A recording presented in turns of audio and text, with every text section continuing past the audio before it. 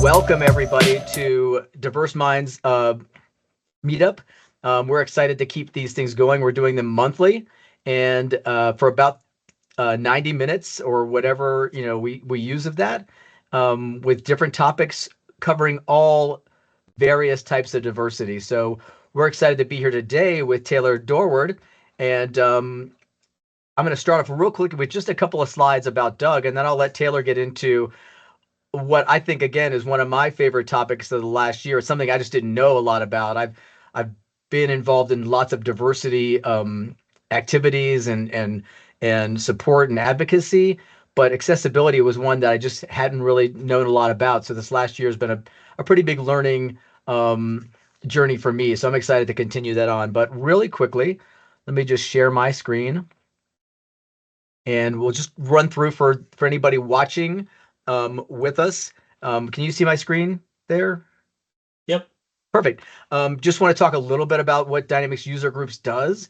It's been around forever. It was a forum for years and years, just online to share knowledge and to solve problems with your peers out there in the world. And that evolved into a local meetup and national meetup opportunity for everybody through all product tracks and all types of Microsoft Dynamics and Power Platform and AI and Copilot now.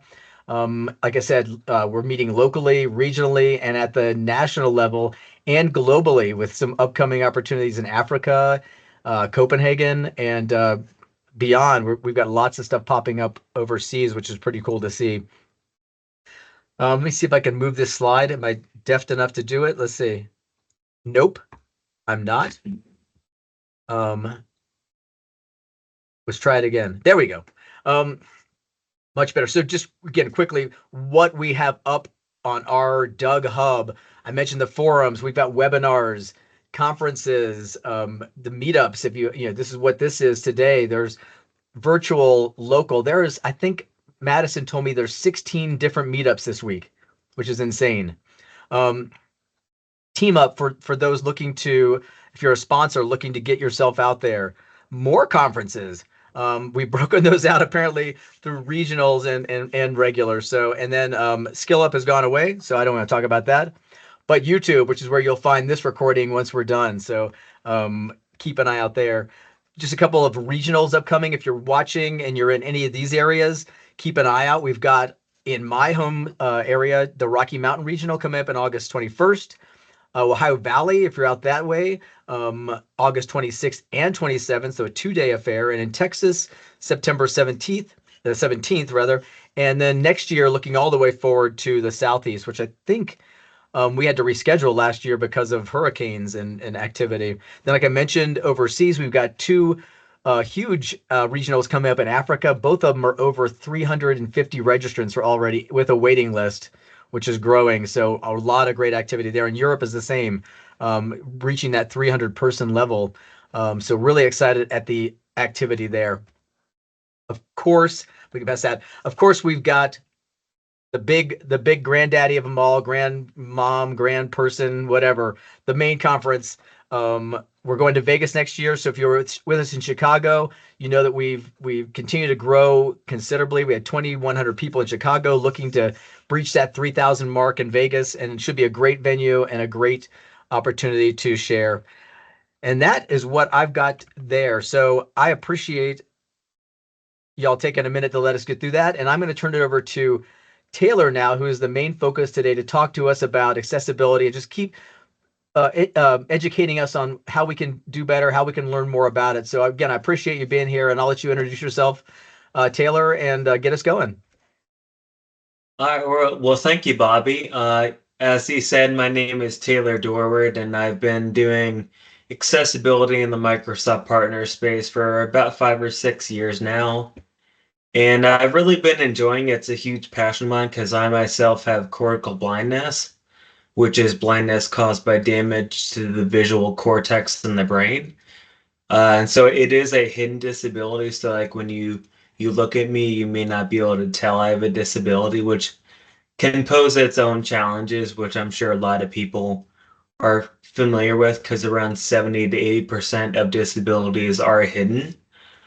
But I also, because I have such passion for accessibility and inclusion, I got my CPACC license, which is stands for Certified Professional in Accessibility Core Competencies.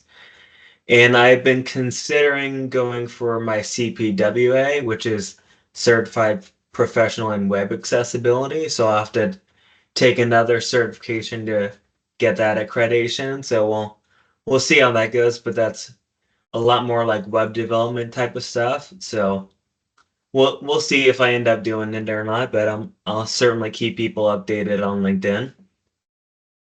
But yeah, I'm one of the co-leaders of this great group, Diverse Minds. And if you're not a member yet, I highly recommend you join in. We'll have very fun conversations and emotional conversations, I'm sure, every month. And it's newer, but it's gaining traction. It's been a lot of fun so far. And I recently started volunteering at a place called Accessible Community. And I just started a new podcast series there called A Day in the Life, where I interview people with a variety of different disabilities. And this month, we're focusing on autism. Mm. So I'll be interviewing a few people each month with varying disabilities and just to help raise awareness, educate the community, as well as give these people a platform to share their stories and life experiences, and maybe by doing so, help others who are navigating life with similar disabilities. But yeah, and I've also done a little bit of Power Apps in my time in the Microsoft space, which I have enjoyed because it does allow me to blend accessibility into the design. So I really enjoy that, doing like the Canvas apps and making them very inclusive and using different accessibility principles when designing and using code for my applications. Yeah, that's a good bit about me. Probably don't want to go too much further into that right now, but if you want to go more into it, we sure can. I had a couple of just reflections. I love the call to the emotion. It's amazing some of the conversations we've had either virtually or I was just just struck by the emotions and the sharing we had in person in Chicago at our Diverse Minds panel. Just had a really great group of folks who once we got sharing, it was just like a tear fest around the room. So it was definitely a really cool way to share with folks and learn from folks. I want to make sure at the end I've mentioned that there's a lot of great resources. I'm sure you have some. I've been using one called WebAIM. I don't know if you've heard of that one, Taylor, but it's I mean for contrast checking. It's having gone through that full setup of creating DynamicsCon in Chicago and putting all the graphics up. I was using that consistently to say, yeah, this is not quite right. We need to improve our our readability on this. We can, it's not the right color. So let's do that. So it was a great way for me to quick check. So I'm going to add that in. But if we have other resources, we'll make sure we publish those alongside of the drop here. Yeah, absolutely. They're like it's great if you have the passion for it and you want to learn more yourself so you can kind of do more manual testing and remediation, but there's a lot of different tools out there that can help you like do it yourself manually, but also do like more AI automated testing as well. Hmm. So, yeah, but it's Awesome. great to see y'all prioritizing that too. Yeah, and I'm looking forward to when you said day in the life. The other thing I remembered is we had hoped while we were in person in Chicago. I think it would be interesting to walk around general spaces. So maybe when you're in Colorado in August, 'cause I know you're coming out for the regional event, Yeah. after we get done our jeeping expedition, if we've got extra time, we could do a walkthrough of these spaces we're in and do a quick accessibility check and just to kind of show what something looks like and what it looks like for you and what it can be improved. I think that's a really fun, interactive, powerful way to look at it. So I Yeah. like that day in the life section as well. So yeah, let me let you get started for the real. I appreciate you giving us that background on where you are currently and what you're up to. Um, but let's move into where you are as far as with your today's kind of topic on accessibility and just really focusing in on how we can be more inclusive. Yeah, absolutely.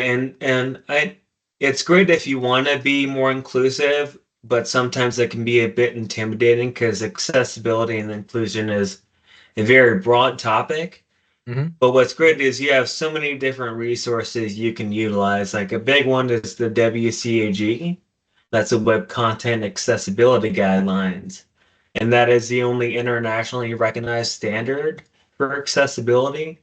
And a lot of international laws and regulations are actually built off of the WCAG. So Mm. usually if you're compliant with the WCAG, and you're worried, am I complying with this local or federal law? Am I complying with this Australian accessibility regulation? Most likely you will be, because a lot of them base their regulations off AA standards for WCAG. And they split up into three different levels. You have single A, double A, and triple A. And double A is usually the benchmark you want to aim for. And like when I'm doing stuff, I'm always going to AAA where I can. Like if it's easy, like an easier thing like color contrast, it's much easier to make that compliant with AAA standards. But for Hmm. some things like providing sign language interpreters and things like that, it might be a bit more challenging and maybe not in your budget.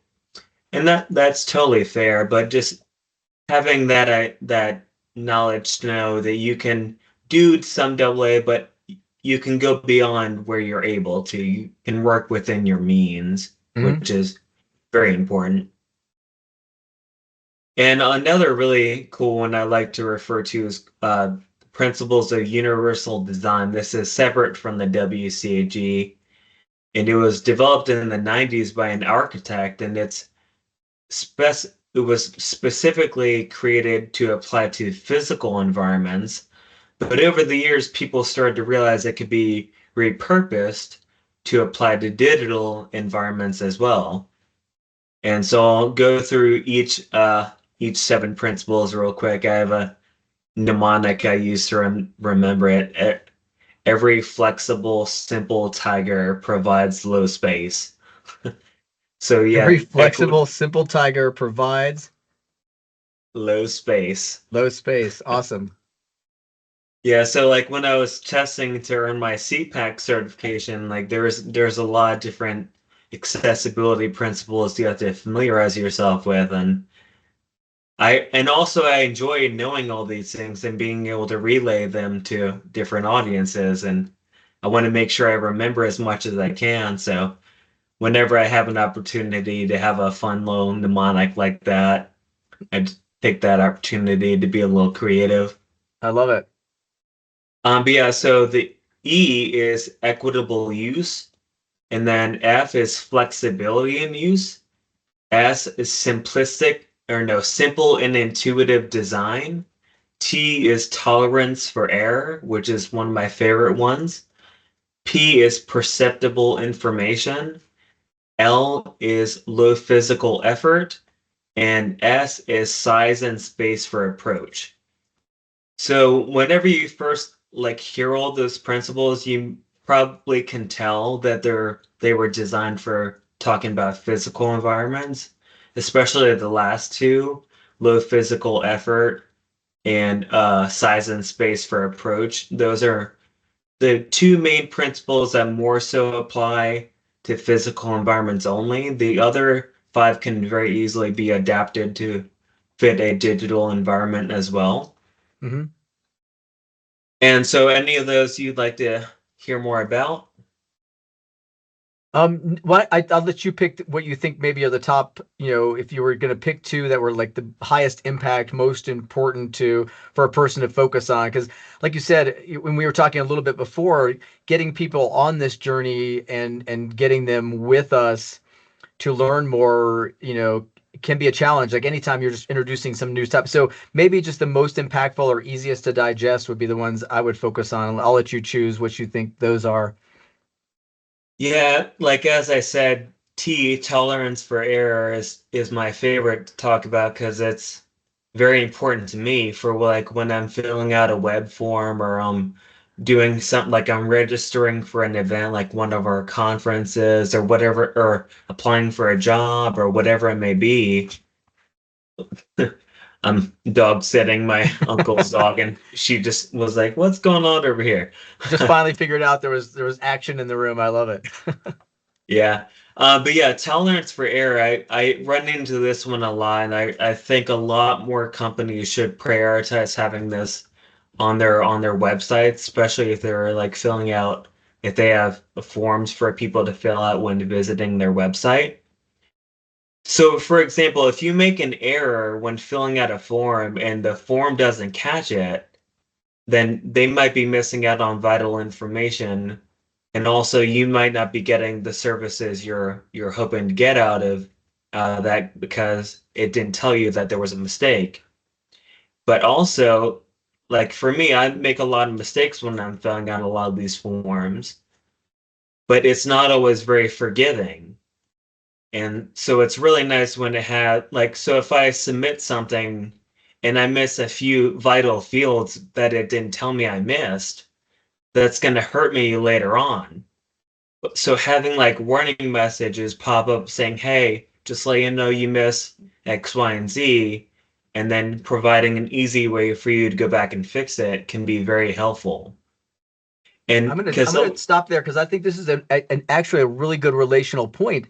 Um, that I feel like even without accessibility, I don't have vision impairment, but I can tell you this, it's really frustrating when I'm on a website, like you said, at a business where I'm filling out a form and it doesn't work and I can't tell why. Like it's not even apparent for somebody who doesn't have visual impairments. So if you're a person out there who does this like me and you're filling out forms and you get that same feeling of like, I've just filled this form, I've clicked submit and it's not doing anything and I can't figure out why. It's not clear. This is how it feels for somebody like Taylor who has visual impairment issues, but exponentially because it's going to happen more often just because of this. So keep in mind that's kind of the feeling that you go through. This frustration of I don't know how to fix this because I can't see it. Um, so businesses taking more action is going to help this not help just folks with visual impairments, but everybody. But I just making a correlation between I understand it can be frustrating, but even more so when it happens more often and with harder ways to get through it. yeah, exactly. And that's a great example of something we talk about a lot in the accessibility community called the curb cut effect.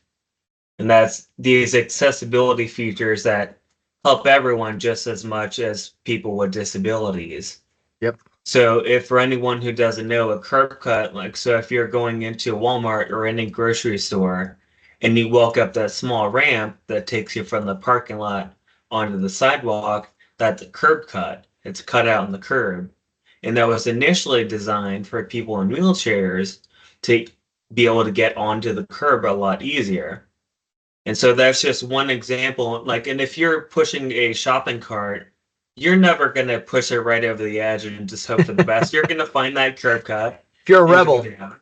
Yeah. Or like you're a parent pushing a stroller or you're elderly and your knees don't do very well like on that drop down or stepping up. So that curb cut can be very helpful. And that's just one example of many, both in the physical and digital world. Another thing like automatic doors, like people use those all the time. So if you're holding a child or your hands are full of groceries, whatever it may be, was another thing designed for people in wheelchairs. And similarly to elevators, like the list goes on, and it definitely translates to the tech space just as much. For example, I was doing some work in Excel. This was probably like 3 or 4 years ago, maybe even more. And I had a pop-up saying there was, would you like to set up some accessibility options? And I was like, oh, well, that's cool. And so I had my mom help me do it because I couldn't figure out how to do it, which was an issue in its own. yeah. It's great to have that option, but if you don't make it easy to implement those changes, The accessibility to the accessibility options has to be accessible. It becomes pretty yeah, meta. Yeah. yeah, it was a little demoralizing. I was like, yes, I would love to do that. And then I clicked yes and it popped up this crazy menu. I was like, oh man. Yeah. But yeah, so that's really important. And she had helped me fill out some of these accessibility settings. And she was like, I'm gonna turn some of these on. Like they're extremely helpful. And I was like, that's like just awesome that she was able to find that. She never would have found that if she weren't helping me. And so that's what I'm always trying to tell people, that accessibility truly is for everyone. There's Yep. such a huge misconception that it's only to benefit those with disabilities, but that's just simply not the case.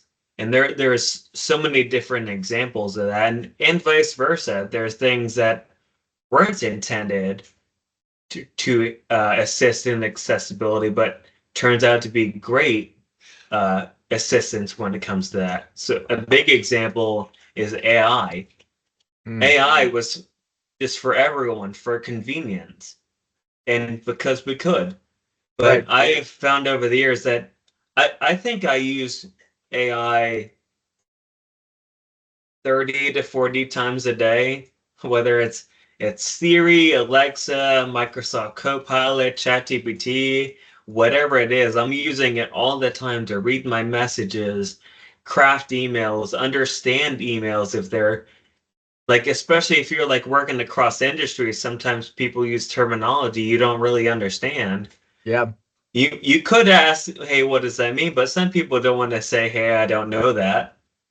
So, Right. and yeah, there's so many different use cases, and like, and again, that's can Hmm. assist everyone. I love presenting on accessibility and AI. That's one of my favorite topics. And It's actually, that's a great point. My dad grew up and did not have the opportunity to go to school. So he ended up getting a GED, but it's not the same as having that inherent knowledge of, learning something from that early age. He went back and got his GED at like in his 50s. So it was a long time after. So it did help him, but it wasn't that core, structure that you get when you're a kid when you're learning. So to your point, like him having availability to just ask Google something was huge. Like, and he uses it a lot. Like if I'm at my parents' house, aside from normal activity, the most often heard thing is, "Hey Google, can you tell me this? Hey Google, can you help me with that?" My Google's going off right now to try to help me because I said it and it was my voice. But so yeah, so it's crazy, the like you said, the impact that had. Maybe not thinking from the accessibility, just thinking like this is cool technology, but folks who are illiterate can now, they wouldn't be able to just type something in and look it up. They can now simply ask a question. Help me do this. Help me find out more about this, whatever it is. yeah, and yeah, that's a great point. And using AI can help accessibility so much, but not only from a person with a disability using it, but for someone without a disability trying to help others. So, for example, if you have if you have hex code or RGBA values and you want to know what the color contrast ratio is, you can do the complicated formula yourself and divide each one by 0.25 and multiply it. Like I used to do it like that, but I forgot it. But you can do it like that, or you can put it into AI and it can give you a precise answer to that question. And like there's so many other different ways. Like when it comes to web design, a really interesting thing I like to remind people to utilize AI for is when you're crafting bodies of text on your website, your goal is to have that reach as many people as possible. So if like and how I said before, if you're in a certain industry and people aren't familiar with that terminology, you could be ostracizing a large number of people. But not only that, the average literacy level in the US is at a seventh grade level.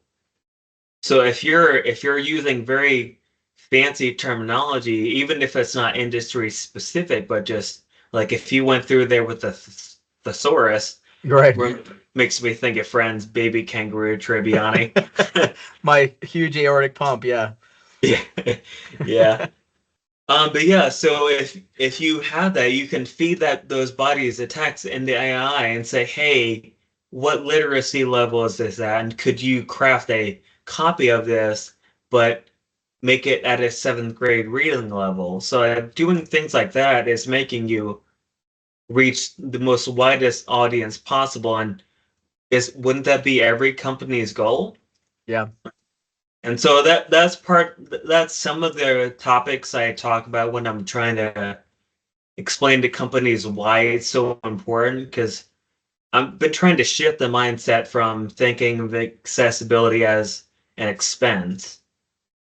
I'll hear so often, oh, we just don't have the budget or the time for it, but it's because people are still thinking about just the dollar signs. They're just thinking, how much is it going to cost me?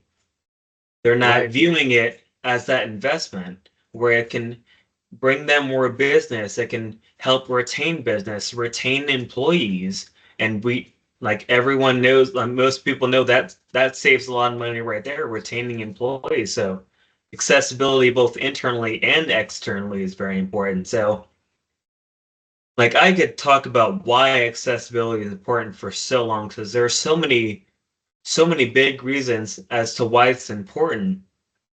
But it's just the main thing that I try to do is help shift companies' mindset from thinking of it as an expense, but rather thinking of it as a true investment.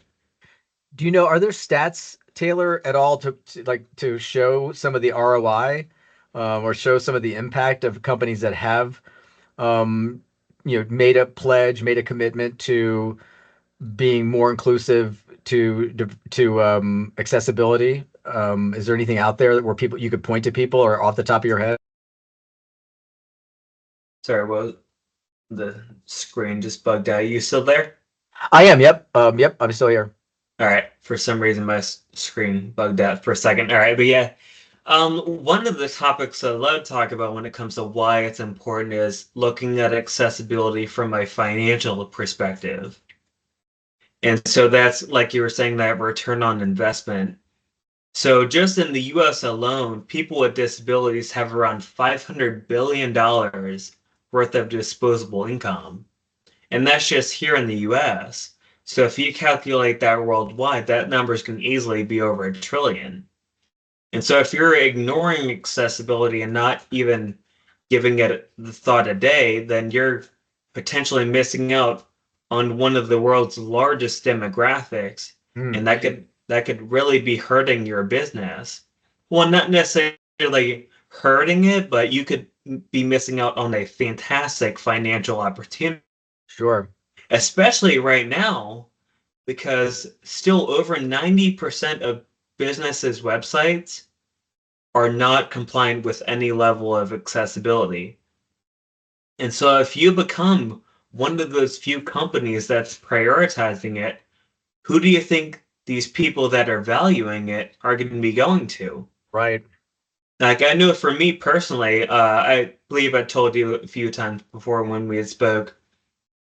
About a year ago, I started jujitsu, and there were a couple of different places near me. I had it narrowed down to two to go to, Hmm. and I was doing some research online about the two, trying to figure out which would suit me best. And this one had a little bit higher ratings, and the price was around the same. So I was thinking I was going to go there. But then after interacting with their website, it was pretty clear they did not prioritize accessibility whatsoever. Mm. It was very, very hard to use. It did not behave with any of my screen readers. I tried four different ones. It did not work. Like there were a couple things that worked, but it was clear that they did not prioritize it when they were developing it. But I went to the other one and it was much better. And they didn't even like go above and beyond. They just had the basics. Right. And that one thing decided the person I'm gonna be spending all that money every month is going to them now because they prioritized accessibility. And that's just on a small scale. Yeah. So if you think about your company signing like $1 million contracts, you could be missing out on a lot of different revenue by not prioritizing accessibility. And so it can help your brand, it can It can be a big financial benefit, but also can eliminate a lot of legal risk as well. Yep. Do you know like web? What about web companies like Wix or WordPress or any of these like web building? GoDaddy has a web builder software. Do you know if they're? Do you have any information or have seen any shift from them and their tools to kind of make accessibility a kind of a forefront as people are building these like out of the box websites? I mean, I don't have too much experience in web development. I've kind of started working a little bit with HTML because like I said, I've been thinking about getting my CPWA. Yeah. So to get that to pass what's called the WAS or Web Accessibility Certification or Okay. Specialist Certification. So I have to know about something called ARIA. And I think you've done some development, right? Hmm. Yeah, I thought so. And so you have HTML tags, but when with this, there are a few HTML tags that can enhance accessibility, but there's a lot of accessibility gaps when it comes to web development. Yeah. But then you have things called ARIA attributes that you can put inside your HTML tags to enhance accessibility. So things like ARIA Live, which determines how and if a screen reader will announce changes in dynamic content.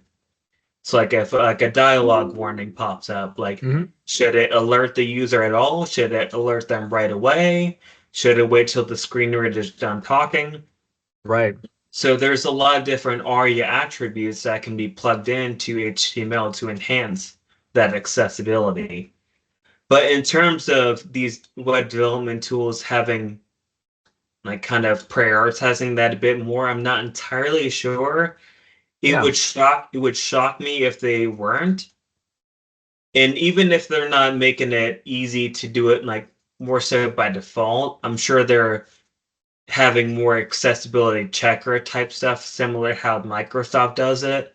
Right. I'm sure they have features like that. Don't quote me on that because the only website coding I've done is manual. It hasn't been in any web development service. So, And these services are less coding, honestly. So it's kind of just like, creating a PowerPoint almost. You go in, it has a page, you can choose a theme, you can change the theme colors and fonts and things. And so where it'd be interesting is number one, as a company like Wix or GoDaddy or WordPress, they're out of the box kind of theme should already be accessible in my opinion. Like the contrast should be there, the font types. yeah. Like it feels like that should be like, hey, we're gonna just make the effort to make these out of the box suggestions accessible right out of the gate. So a person is picking something that's already, hitting those. And maybe, like you said, maybe it's not the AAA, but it's at least the very minimum you have for like visual accessibility. Yeah. And then other things like pop-ups, like how to, just I think there could be an effort there that would be a big deal because it would help, a person who's, because they don't know about coding. A lot of these are meant to be, self-serve, like we talk about citizen developer, a no code situation where I go up and just pick elements and add a text box or whatever and it just pops in. So, yeah, I think that it'd be interesting to see what is. I mean, I might do a little research just to see what is available for those and how they could improve it, and see if there's any way to start a campaign to those folks to say, hey, what are you doing? It'd be interesting to know. Yeah, I think that's a great point, like having those by default, like almost not really giving an option to be inaccessible, but also you don't want to take away that freedom of choosing whatever color scheme you want. Like if you want to choose to be inaccessible because maybe it fits your brand colors, I get that to an extent, but you could also do like a tolerance for error on that. Yeah, And they could click that theme and you'd be like, are you sure you want to do this? It's inaccessible. And like just kind of letting them know because that's also part of the problem. And that's why awareness and advocacy is so important yeah, because a lot of people just may not know that they're being inaccessible. yep. So it may take someone to speak up and say, "Hey, I can't read that," and then they would have to have the thought to say, "All right, well, why? Let's figure that out." But that's certainly part of the problem, is just that lack of awareness. And Yeah. that's what's most important to me. Yeah.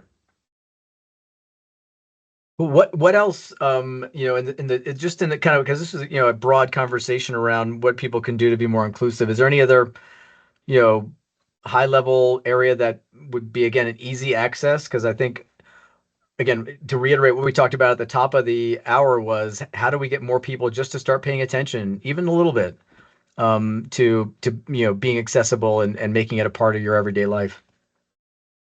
Yeah, it's getting to a point where for a long time there's like, I usually look at accessibility on why it's important in three different ways. I would prefer everyone do it for the ethical reason, just that it's the right thing to do to make people feel included who wouldn't want to feel included no matter what you're doing. But realistically, that's not always going to get the job done. So that's when you have to kind of shift that mindset and start talking about it being more an investment and the financial benefits. But then you can also, if that's not working, you can kind of go with a little fear. Because if you're not being accessible, you leave yourself open to massive legal risk. So there have been a lot of very large companies that have lost major lawsuits pertaining to a lack of accessibility.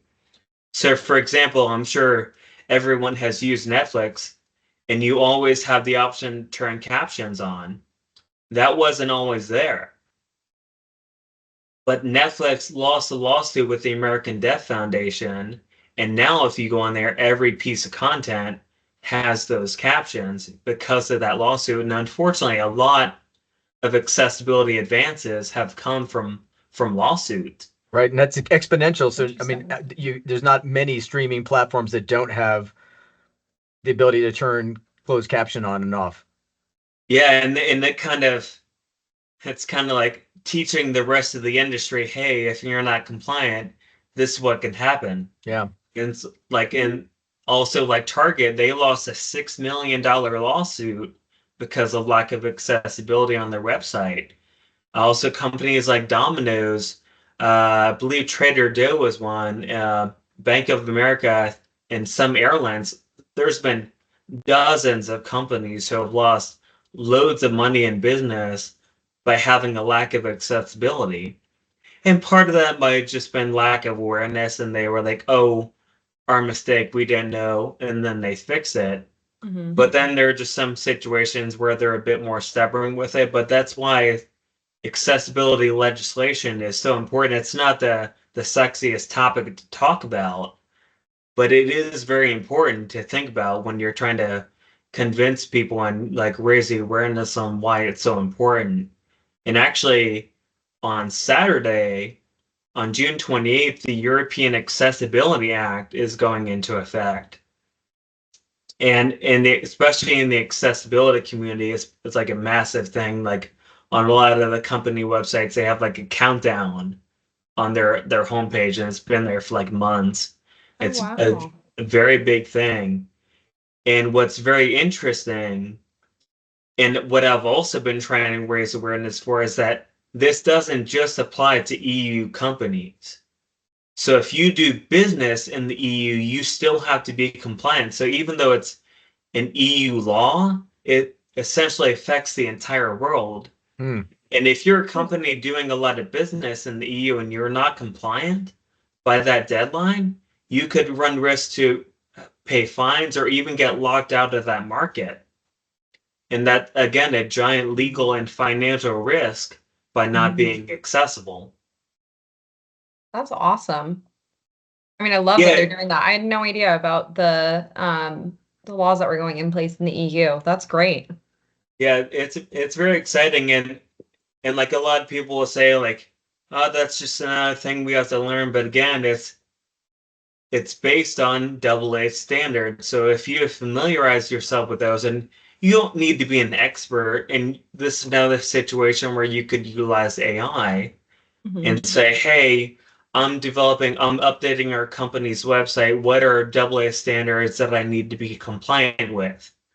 And there may be some things that don't necessarily apply to the content you have, but Mm-hmm. there's a lot of things that will. And if you're not an expert, then you can utilize AI to help you kind of formulate like a checklist, make sure you go through all those points and make yourself compliant.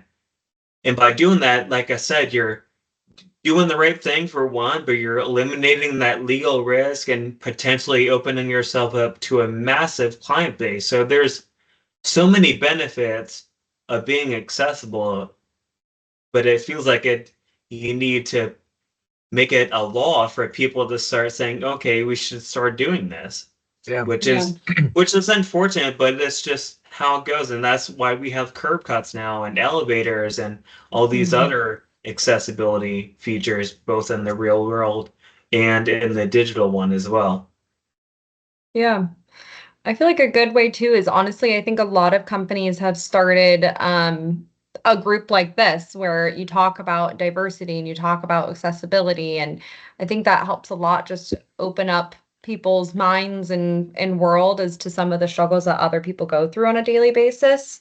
I mean, even this group for me, I would have never known some of the things that you've told me, Taylor, of how it's easier to introduce yourself first so that way you know who's coming and talking to you. It's just things that I never would have thought of before, but being able to be on these calls and learn from all of the leaders on the call, it's given me a lot better of an understanding and I guess more knowledge about things that I just never knew about before. So love this group, and I'm really glad that we got it going, and hopefully we'll continue to get some good attendance and good watches on YouTube.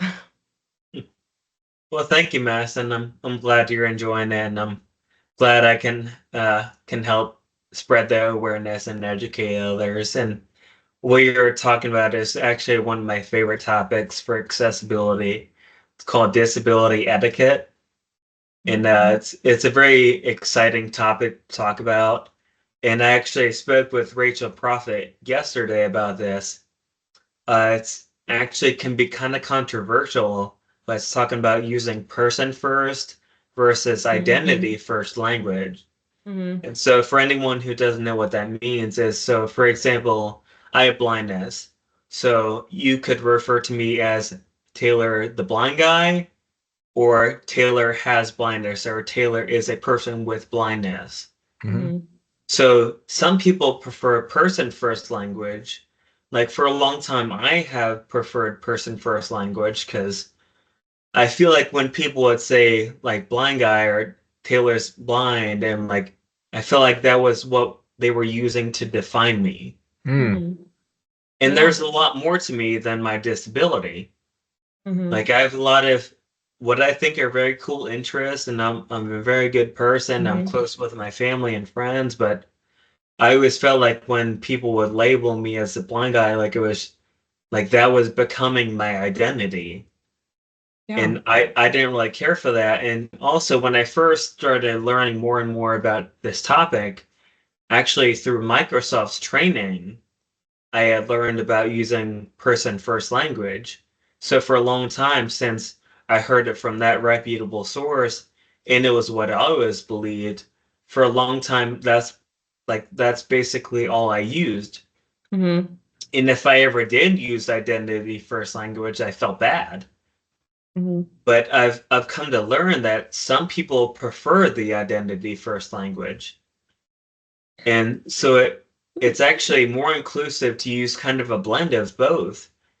But what's even better is like if we're in a very intimate environment like this, and I ask Bobby, like, when I'm talking about you, would you prefer identity first or person first? And like having those conversations is another way you can make sure you're being inclusive. Yeah, I Yep. think that's great. I think I found that a lot of times just asking people, I think that they appreciate it and it makes things a little bit less, I don't know if taboo is the right word, but taboo to talk about. I think that most people who have a disability want you to ask them, from at least the experience that I've had, and how they want to be spoken about, how they want to be addressed. And I don't think that it ever really hurts to ask if you're unsure. No, it's the grace of, like you said, of having the conversation. And sometimes that goes both ways. So if you are a person with a disability and somebody asks you a question like, do you prefer person first or identity first? Not getting upset with them for asking, or, but sometimes it's tough. We talked about this in person in Chicago, just, the rawness of what you've felt for so long. Sometimes it's tough to break away from that and and not, feel upset when the upteenth person says something to you that Yeah. you don't like the feel of it, but you don't know them, so they don't know you, and so it's just a constant struggle to maintain that respectful dialogue from both sides, like you said, Madison, being comfortable going up and asking, hey, I'm getting ready to introduce you. How do you prefer to be introduced? How do you like to address your disability, or not at all? Like, maybe you don't want to address it at all. You just like you said, I just want to be Taylor, and that's it. And the fact that I have blindness makes no difference in this scenario. Mm-hmm. Yeah. Yeah. Yeah. And asking, like, it can certainly be an uncomfortable topic and conversation to have. But I know from personal experience, and I can never speak on behalf of the community as a whole, Mm-hmm. and it'd be irresponsible for me to do that. But I can speak from personal experience. The only thought I ever have when someone asks something like that, like, how can I best interact with you? Would it be helpful if I did this? Like, I'm never thinking that's rude or offensive. All I'm thinking is, wow, I'm so glad I met this person. They're so considerate, and I'm glad I met them. Because there's some people that unfortunately just won't care. Like, Right. even if you tell them, like, some people are just not very accepting, and they may just not care to address you in the way you prefer to be addressed. Yeah. And so, yeah, it certainly is an uncomfortable conversation to have at times. But and also it can be something you approach a little later in the relationship. Like, if it's Mm-hmm. someone you see on a normal basis, you can form that kind of rapport with them. So when you approach that subject, it's a lot easier to talk about, because they know you, and they know you're compassionate, and they know you're coming from the right place. Yeah. Yeah. Because like, 'cause if you got somebody that's coming to you to ask the question, that they're wanting to help. They're doing this, and so Yeah. it's just what a great place to be over that threshold already. Yeah. So helping them, have a positive experience around, thank you, like you said, thank you for asking. Here's how I would do it. But guess what? You might have to ask each person, because, like you said, I prefer this, but they prefer that. But yeah, again, thank you for being upfront and asking this, and trying to make me comfortable and make us, grow together. And to your point, Madison, just being open to doing it. I mean, that's the biggest thing, in a Yeah. world where, I don't have zero issue saying diversity, equity, DEI, but it's become a hot topic of, of Yeah. of creating space for this when it doesn't need to be, when it really isn't trying to create any extra benefit. It's just trying to create a a better place for all. So I appreciate the conversation, um, Taylor, and again, just having more of these, I think, is the help is what's going to help doing, help us get there to that next level of getting more people on board. Yes, definitely so. 100% agree with that, Bobby. Yeah. I think the more people willing to share and the more people willing to learn is the only way that we grow. So, You bet. Favorite topics. I love talking about it. I love learning more about it, and I love sharing it. So excited to get this one out, and then we can, yeah, definitely schedule another one in for sure. I think it's important. But leading to next month, super excited to have on, and I'll have a preview of this when we get this out there. We're gonna be joined by a couple of folks from Microsoft. One is Miri Rodriguez, who is just writing a book, and it'll be I think we're a couple days when we have the meeting. It'll be a couple days before the actual publish date, called 50 years of women at Microsoft. And so it's a look of what has changed from, I think she said, employee number 5 was the first female to now, and what's wow. changed in 50 years. And so pretty excited to have her on, to talk about where she feels women in tech are, and what AI has done to enhance and to inhibit. And also we'll be joined by Danielle Moon, who's another brilliant woman in tech who is with Microsoft who will join us as well. So really looking forward to that next month in July on the 17th. So we'll have that up and ready to publish and hope to see you all there. And we'll make sure we get the link straight this time, hopefully, and we'll get Taylor back on as well to talk more about accessibility, as well as like we said, with diverse minds, a lot of other topics we can tap into that that really flesh out and create this diversity. So I'm super excited to see where it goes, as we get into more and more topics. Well, because one of the things I wanted to mention to Taylor that one, I've been more cognizant of it since we've been in this group together, is things that are available for visual impairments, right? Most of the other people that I know with physical disabilities, it's mostly lower extremity, right? So it's mobility issues. I noticed the first one was, which I thought was really cool, Barilla Pasta has a QR code on the box that enables you to use, instead of like where how the directions on the box are really small, enables you to use where it'll speak the directions on how to cook the pasta, which I thought was really cool. And it uses it's not their own, it like connects you with a known service. Right. That does that. And then the other thing I saw just over the weekend was Tennessee Tourism has created a whole thing where they're using singers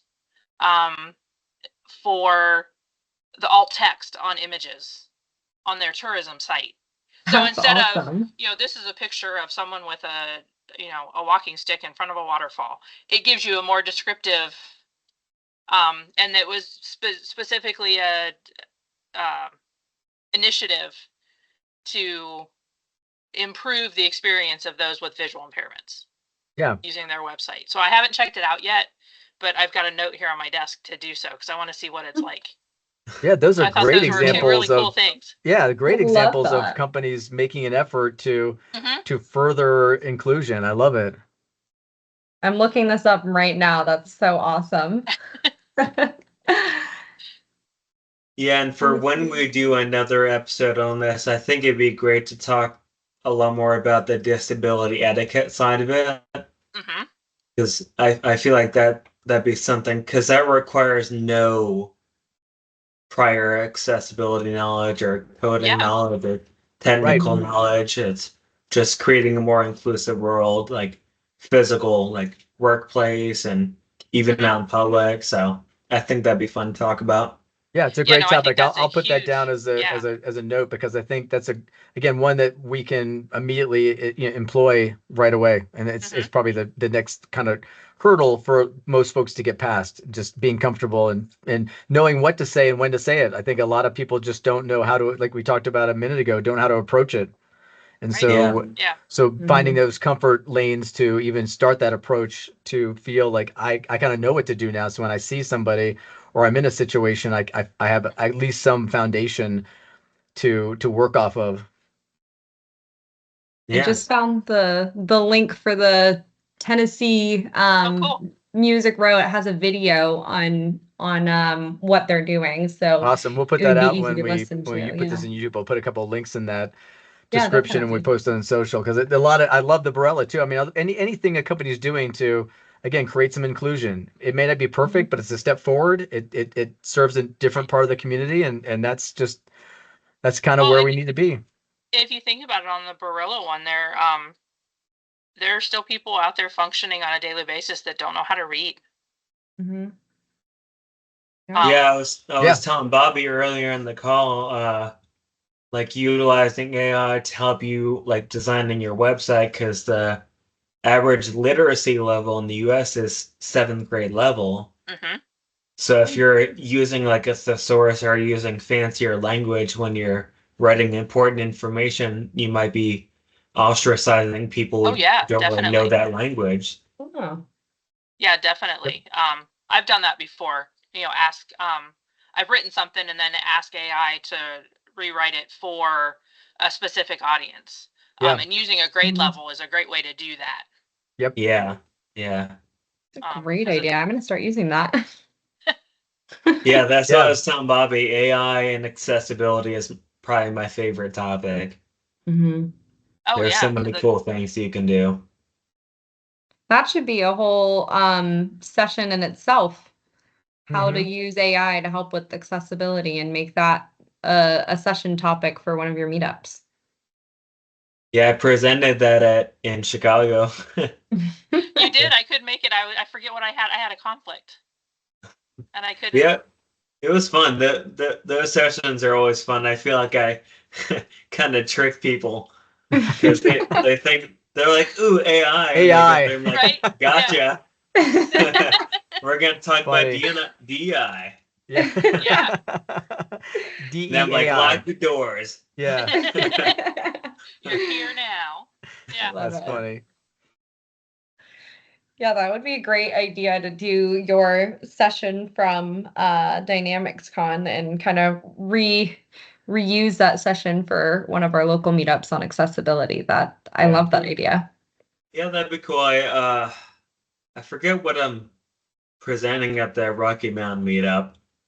I submit so many sessions at different events. I think you're actually talking on Power Platform. You're actually doing a technical topic as far as I remember. Yeah, that's right. Yeah.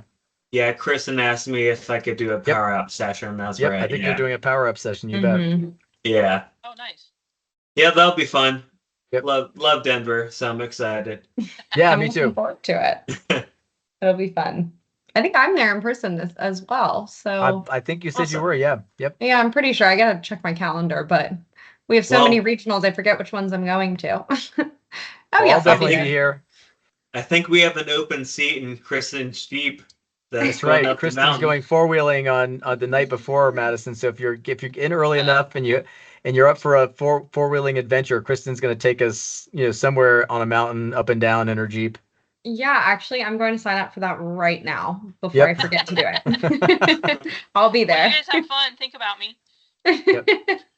Well, you need to invite definitely Kristen think in her about Jeep to the Ohio Regional next time, so she'll come out We and don't have find any us. mountains. Yeah, she'll find a spot to four-wheel. Yeah, Okay. she'll find she'll go mudding somewhere. Yeah, some crevasse, some rocky area somewhere. Yeah, it doesn't have to be the mountains. Cool. Well, Very Jody, cool. thanks for joining late and enhancing this. I appreciate it. Even though it was short-lived, it was a really good enhancement. Love the feedback, and I love the input. So always good to see you too. Any chance to see you guys. Yep. Yeah. Awesome. And Taylor, thanks again to you for the conversation and the information. Appreciate that as well. And like we've talked about, looking forward to the next iteration and the next topic. So until we see you next time in July and beyond, thank you so much. And we'll see you then. All right, thanks, buddy. Had a great time. Bye. Yep. Me too.